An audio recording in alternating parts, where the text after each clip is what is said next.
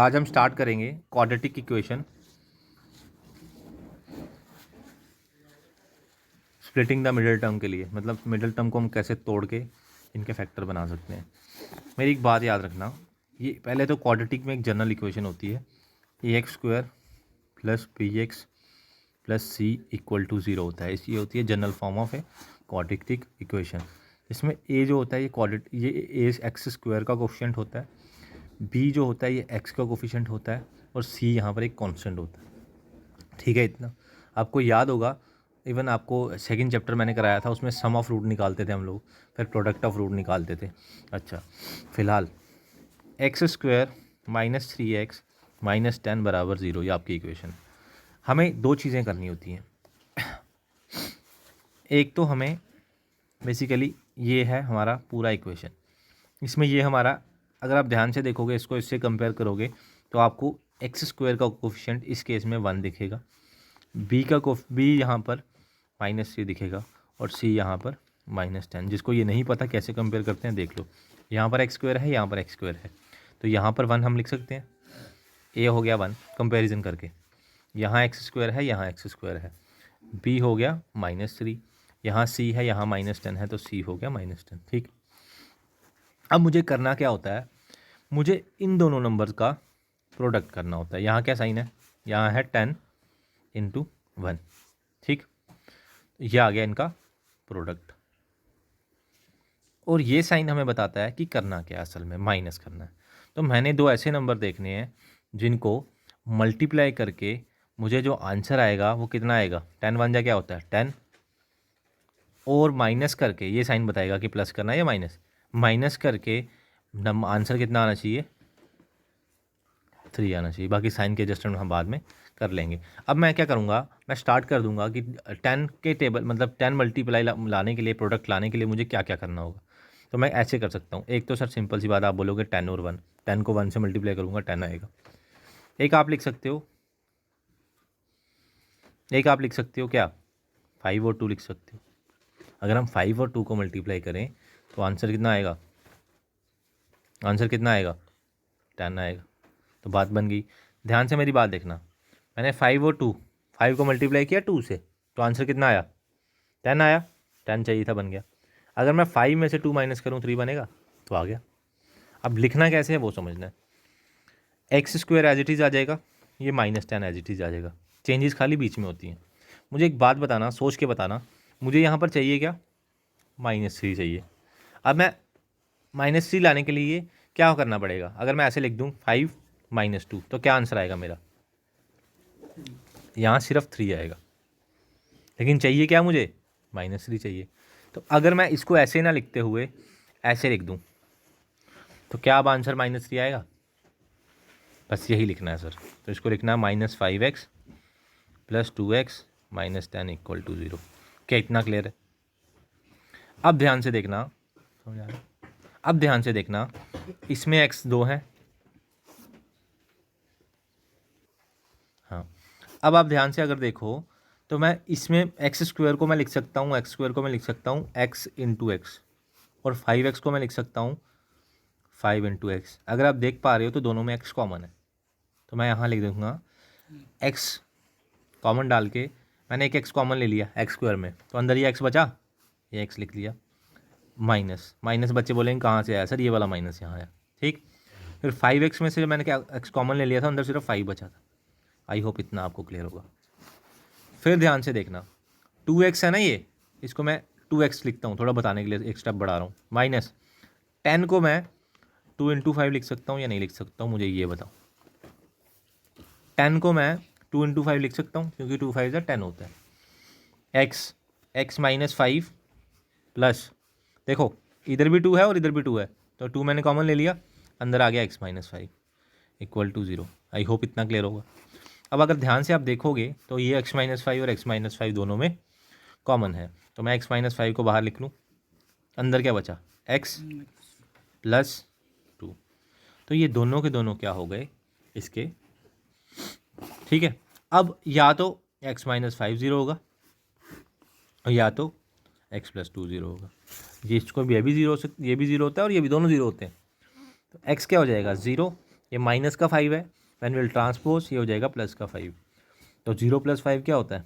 5 होता है। x equal to ये 0 है, ये प्लस का 2 है, जब उधर लेके जाओगे माइनस का 2 हो जाएगा।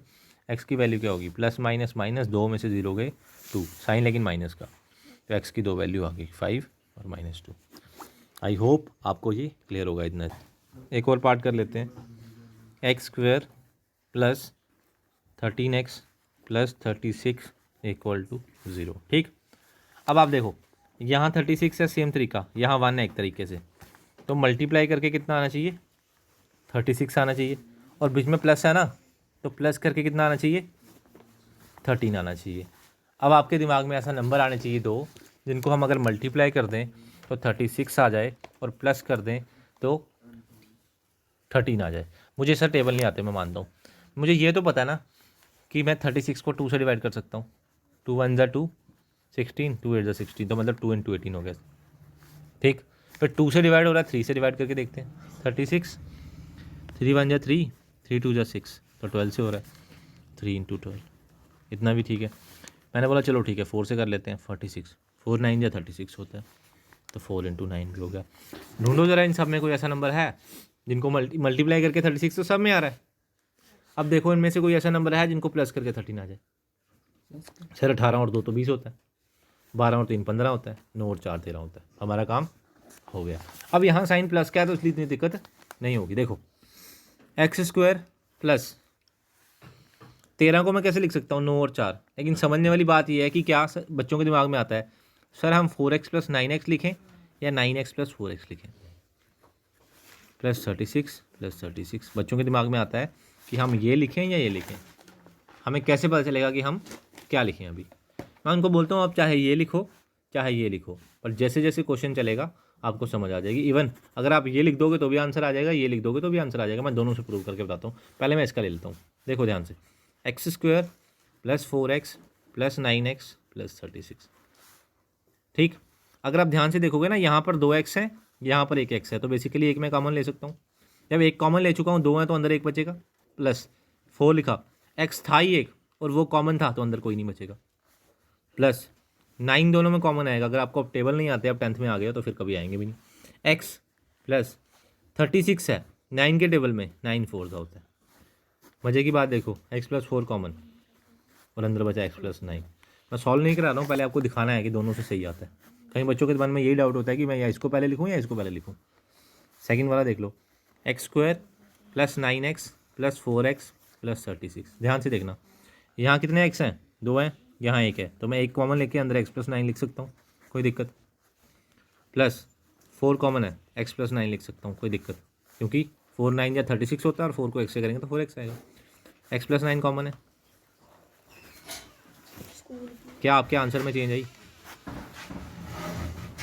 क्या आपके आंसर में कोई चेंज है? कोई चेंज नहीं है। तो आज के बाद डरना नहीं है कि मैं कौन सा लिखूँ, कोई भी आप लिख सकते हो।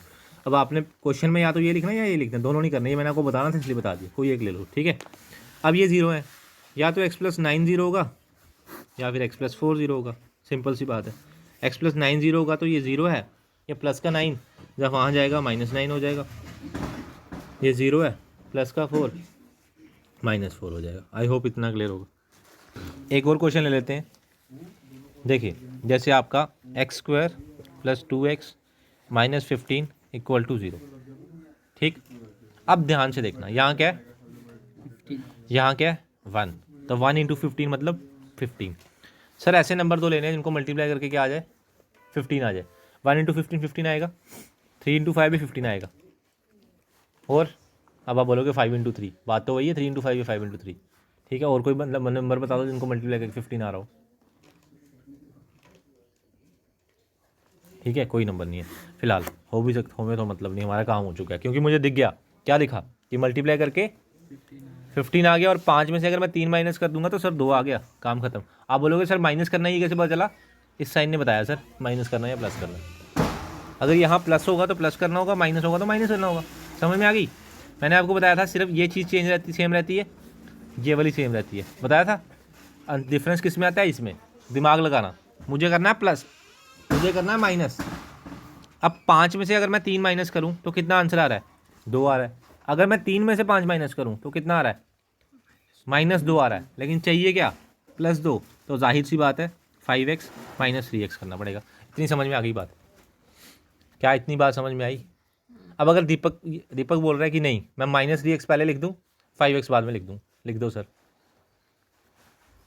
तो भी आंसर आ जाएगा। मैं कैसे आएगा मैं बता चुका हूँ, ठीक है, ज़्यादा टाइम बर्बाद नहीं करने के लिए नहीं है मेरे पास। यहाँ x कितने हैं, 2, यहाँ कितने हैं, एक ही है, मैंने एक x बार ले लिया, अंदर क्या बचा x+5, ये समझ में आया कैसे। -3 यहाँ पे है, 3 यहाँ पे है 3 यहाँ पर, कैसे है देखो, 15 को मैं लिख सकता हूँ 3 × 5,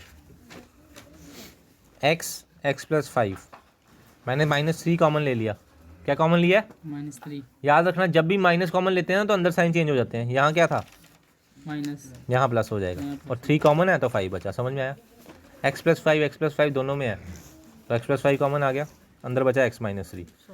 अब या तो x+5 0 है या फिर x - 3 0 है। x कितना हो गया 0, ये प्लस का 5 बदल जाके माइनस का, x कितना है 0, माइनस का 3 जाके प्लस का, x कितना हो गया प्लस माइनस, -5 में से 0 गए 5, बड़ी टर्म 5 है, इसका साइन माइनस है तो माइनस, और 3 और 0 कितना होता है 3 होता है। आ गया, इतना ही रखते हैं, बाकी कल देखेंगे।